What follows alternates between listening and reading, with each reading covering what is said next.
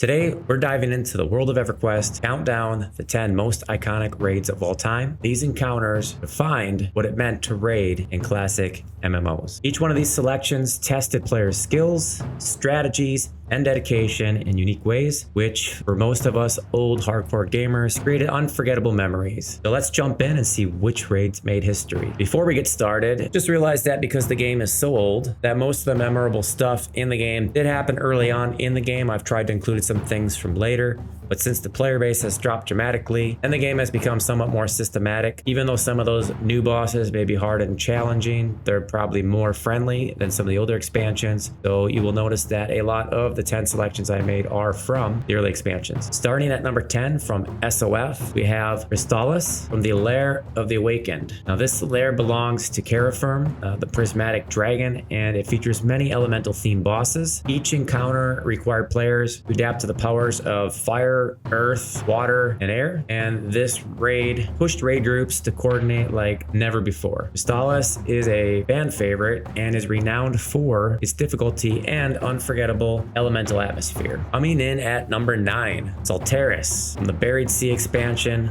Throne of Ro. Players battled through fiery landscape and deadly traps to face Solusek Ro himself and his minions. This raid is known for its intense difficulty and tough mechanics. This raid required absolute focus and planning. The challenge and the loot made Suteras a legendary raid that tested even the best guilds. And at number 8, we have Inut. I don't know if I'm saying that right. The Unmasked Chapel. This is from the Gates of Discord expansion. This raid redefined EverQuest raiding with scripted events that immerse players into the lore, and players encountered, let me see if I can get this right, Unmuram Kux, a cursed god in an unforgettable showdown. Inut pushed players' limits and added a new level of storytelling to EverQuest's raid experience. Coming in at number 7, a lot of us have a lot of fond and sometimes awful memories of this one from the Dragons of Noroth expansion, Fishar the Fallen. This undead dragon challenged players not only with his minions, but with the environmental hazards,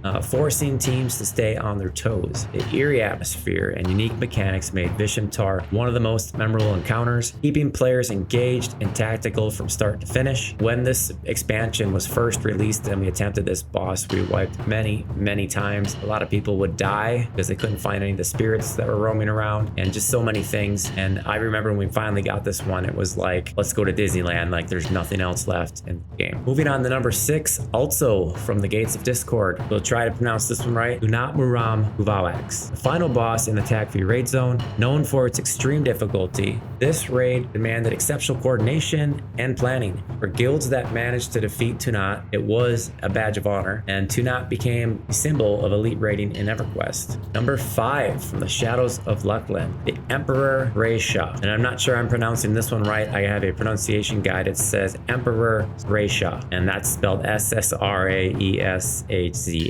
Don't know. Seems like a weird spelling, a weird pronunciation, but that's what the guide says. This is that sci-fi inspired raid in the Raya temple. Raiders needed precise resistant management and tactical teamwork by the Emperor's powerful abilities. The high stakes environment and challenging mechanics made it a standout raid in the Shadows of Luckland. Unfortunately, it's kind of weird looking back on some of these because in today's atmosphere where everything is a min-maxing race, especially on the TLPs, a lot of the stuff is trivial. But when this stuff first came out and there wasn't instance dungeons and only the best could get there first and have a chance at even trying to figure out the raid, it was quite the experience to have, a server first kill when Shadows of Luckland was actually released and live. And moving on to number 4 from the classic, we have 2, Neen and Vox. These 2 dragons were kind of the first major raid bosses in EverQuest, and fighting Nagafen in the fiery depths and Vox in her frozen lair was kind of a thrilling introduction to the concept of raiding, and they really laid the groundwork for all the future encounters. Moving on to number 3, also from Shadows of Luckland,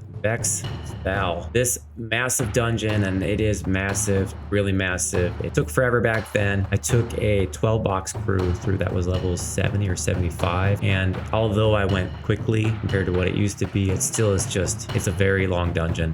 The hit points on these enemies are just massive. So even level 70, 75 gear characters took a while to kill a lot of the stuff in here. To finish this raid in one night, I think a lot of guilds, if I remember correctly, would do like half and then the next half. But just navigating the layout and facing some of the Kiva bosses, and of course Aten Raha, the final boss, it just became a legendary dungeon. Not to mention the whole keying process and getting into Vexthal in the first place. It was one of those things where it was absolutely grueling, brutal, but rewarding. And like I said, when it first came out on the live servers, it was like a rite of passage for serious raiding guilds. And obviously with instance dungeons and zones and actually knowing what to do and information be readily available, it's not as much of a challenge. But back in the day, if you were one of the guilds that actually got your VT keys and you were one of the guilds that could go in and start clearing and race against the other guilds, I mean, we're not talking you got a lot of attempts at these bosses. It was an elite accomplishment. Coming in at number 2 from the Scars of Ilias, Sleeper's Tomb. Sleeper's Tomb is known for its once per server event, Awakening Carafirm. This raid is one of EverQuest's most unique experiences. Awakening the Sleeper led to this one-time battle that was almost impossible to win, and witnessing it was something that players will never forget. It was quite the spectacle when it came out on live and it was done for the first time. Because of that, it makes it one of the most iconic raids in EverQuest. And moving on to number 1, can anybody guess what this is going to be? I bet you a lot of you can. Planes of Power, the Plane of Time. And I think a lot of people probably saw this one coming. This raid, to even get there, getting flagged for it on the original lease was actually challenging. On my server, Prexis, there was one guild that was primary flagged for Plane of Time, and then 2 guilds, Talionis and I think maybe Southern Armada, that eventually got flagged. But by that time, they only had so much time left before the next expansion was coming out, and then the Nameless Order had already finished pretty much farming all the stuff they needed out of it. So when we look at things like tradable random loot, if you remember on Mischief, and will also happen on Peak, Phase 4, Plane of Time loot drops off Plane of Fire mini bosses, and you think of things like Dark Blade of the Warlord, there was literally 1 or 2 on the server, maybe 3 all in the top guild. Just a really rare item. And I was on raids on Mischief doing Plane of Fire minis, and we'd have 2 or 3 Dark Blades of the Warlord drop at a time. Just a more common item. I actually mained a warrior and I did not have a Dark Blade of the Warlord. I was stuck using a Blade of War or some shit, and to be able to actually have a Dark Blade of the Warlord on Mischief was actually like a nostalgic thing for me. Well, random tradable loot is really awesome. It also takes away, you know, for me, I was excited to have it, but everybody else had it too on Mischief. It takes away from the elite factor of being, you know, maybe only 1 or 2 available on the server. And the Plane of Time itself, it was a multi-phase raid. Players faced off against powerful gods. One of the most complex and rewarding raids of its time. And Plane of Time really embodied EverQuest's epic scale and ambition as players progressed through it, getting closer to fighting Quorum, the 4-headed dragon.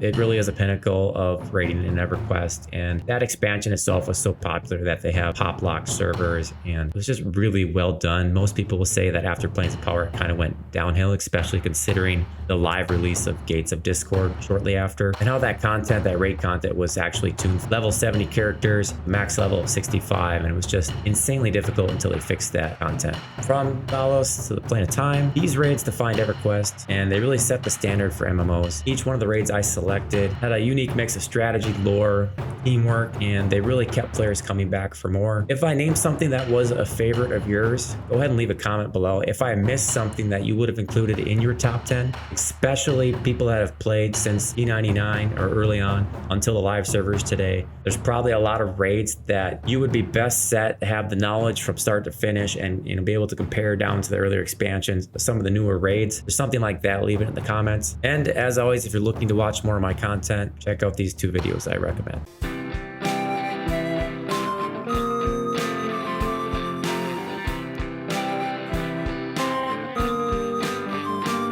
We got P99, we got TLP, we got private servers and tests that's free. Some of us pay, some of us don't, some of us play, some of us won't. Did you just break my mess? Did you just train me? Did you just miss a healing? Are you gonna rest me? And please I need a sow, and please I need a rest. Please I need that sword, I'll take what you got.